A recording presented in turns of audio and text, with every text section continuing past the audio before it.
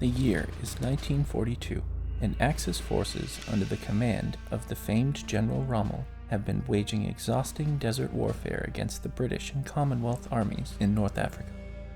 But for 21-year-old Czech Peter Flieg, life in Rommel's Afrika Korps has been anything but exhausting. The blonde-haired, blue-eyed engineer has spent his time in Libya, away from the front lines, repairing tanks and practicing deep-sea diving in the beautiful indigo waters off the Libyan coast.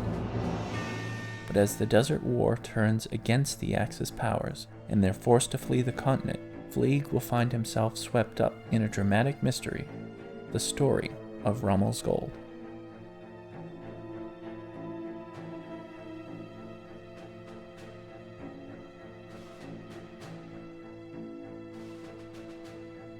By September 1943, the Afrika Korps had ceased to exist, and German forces had fled North Africa in hurried and chaotic retreats across the Mediterranean to Italy.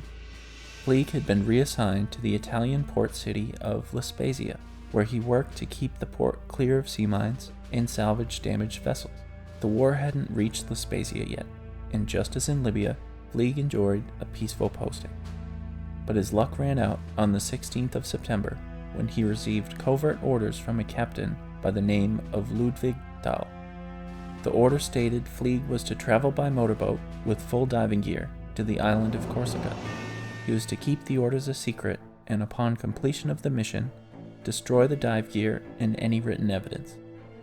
It wasn't clear from the order what the mission was, but the young engineer was suddenly very nervous.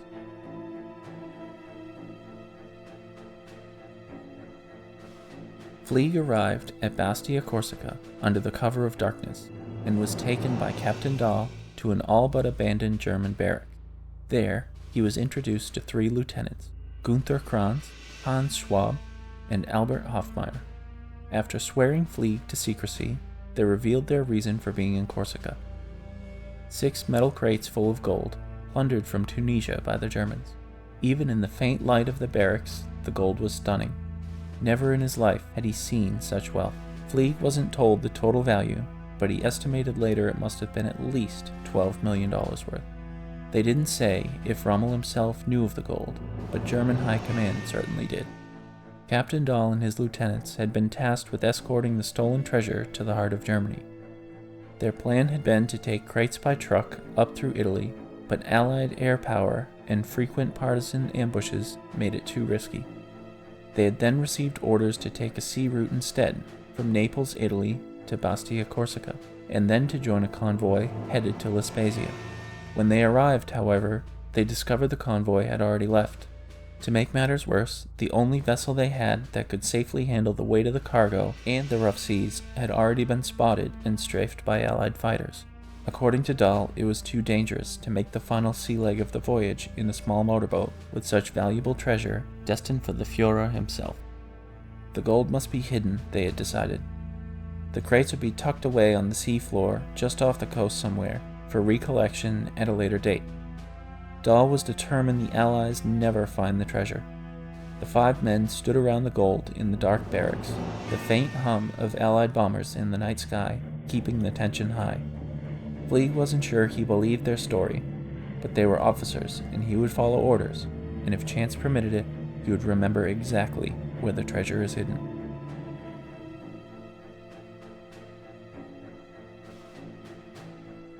In the twilight of September 18th, the 5 men took a small motorboat out into the crystalline waters. After traveling about 4 kilometers, by Flieg's estimation, Dahl ordered the boat to a stop. He marked down the coordinates, but didn't allow the paper to be seen. Flieg studied the rock patterns on the shore in the far-off distance and made a mental note of a faint red light he saw glowing on shore. These were the only markings he could make to remember the location. Over the next hour, Flieg dived to a depth of almost 80 meters with each crate, attaching weighted buoys to each and ensuring they sat together on the sandy seafloor. After the crates had been hidden, they returned to Corsica, and Flieg destroyed the dive gear as ordered. The 5 then relaunched the boat and made a run for La Spezia. Despite being strafed repeatedly by American fighters en route, all 5 arrived at the port city uninjured the next day. Dahl reported to the nearest command headquarters and relayed what had happened, but rather than the commendation he may have expected, all 5 men were arrested and the SS summoned. Flieg was beaten and interrogated by the SS. They kept him locked in solitary confinement for a month, and when finally satisfied he knew nothing else, transferred him to the Eastern Front. He wouldn't discover until much later that Dahl and his 3 lieutenants had been charged with treason and theft of property of the Third Reich, all found guilty and executed by firing squad. The SS had been enraged that the gold was essentially lost to them now, with the Allies in control of Corsica, and immediately accused the men of hiding the treasure for themselves.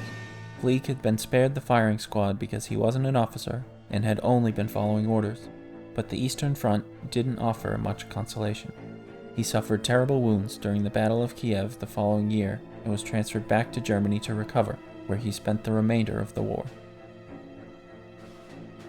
In the aftermath of the Third Reich's collapse, the quick and brutal trial of the 4 officers in the story of their gold stash had been lost.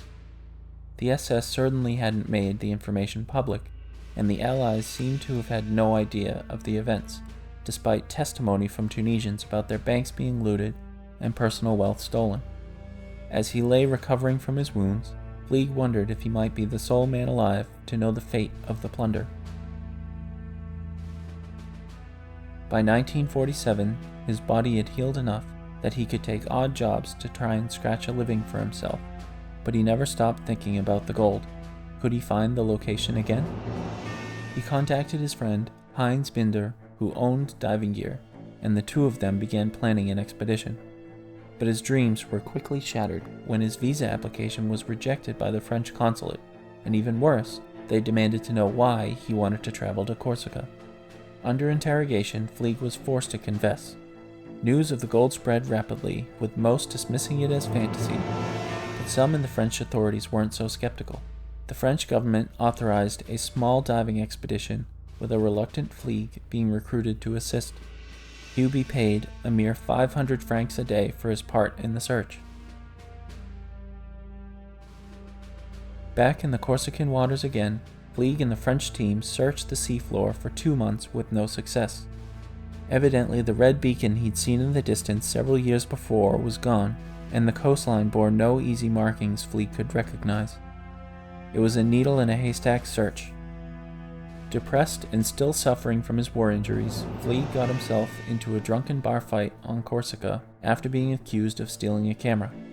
The local judge, having no love of Germans on his island, was not impressed with the scarred and tired engineer and imprisoned him for 2 months.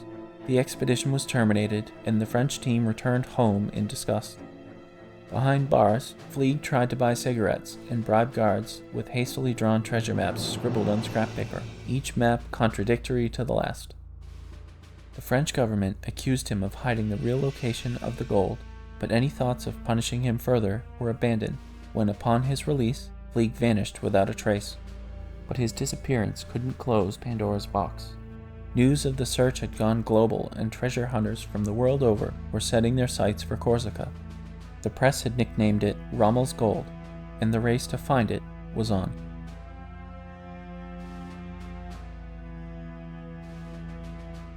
Over the coming years, many of the world's most famous treasure hunters would try their hand at finding the gold, including French explorers Louis Bourdeau, Henri Hellet, and American millionairess Ruth Bond, but none would strike lucky. Then, in 1963, American explorer Ed Link entered the hunt. He brought with him 2 secret weapons. One, an underwater magnetometer for scanning beneath the sand, and 2, the elusive Peter Flieg, who Link had tracked down deep within Germany, living under the name Walter Kern. By April 1963, Link's expedition was ready to launch. On board his ship, the Sea Diver, they set out for the Corsican coast. For Flieg, being back in those waters after 20 years was an emotional experience. That fateful day he had received the orders from Captain Dahl had changed his life forever, but even after so much pain, Flieg was prepared to seek out the treasure one more time. For 6 weeks they searched. For 6 weeks they dived. For 6 weeks they trawled the magnetometer through the shimmering sea. And for 6 weeks they found no trace of the 6 crates. When the U.S. Navy called Ed Link and specifically requested his expertise to help with the sudden sinking of the USS Thresher, Link ended the expedition immediately. Fleeg, once more exhausted and defeated, retreated deep into Germany's Black Forest to live out his days. The crates of gold that had so dramatically altered his life had stung him once more. Perhaps changing his name a second time, Peter Fleeg disappeared again. Ed Link would never return to Corsica to resume the search, and the excitement surrounding Rommel's gold finally tapered off. But the story wasn't quite over. Many years later, documents began to surface from archives of SS papers revealing interrogation records and reports. One such report detailed that several German officers had indeed been executed for treason in the town of Massa, several kilometers from Lespasia, in 1943.